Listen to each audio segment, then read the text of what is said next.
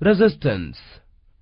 Resistance is the property of a conductor to resist the flow of charges.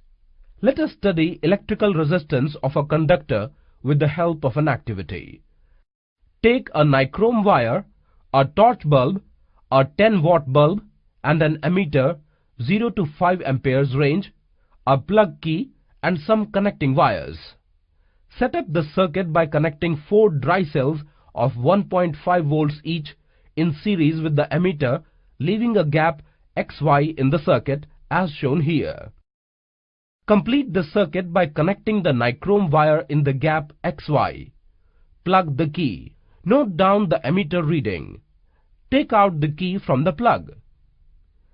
Replace the nichrome wire with the torch bulb in the circuit and find the current through it by measuring the reading of the ammeter.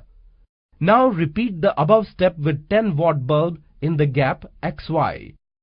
Are the ammeter readings different for different components connected in the gap XY? What do the above observations indicate? Yes. Thus the motion of electrons through a conductor is retarded by its resistance. A component of a given size that offers a low resistance is called a good conductor. A conductor having some appreciable resistance is called a resistor. A component of identical size that offers a higher resistance is called a poor conductor. An insulator of same size offers even higher resistance.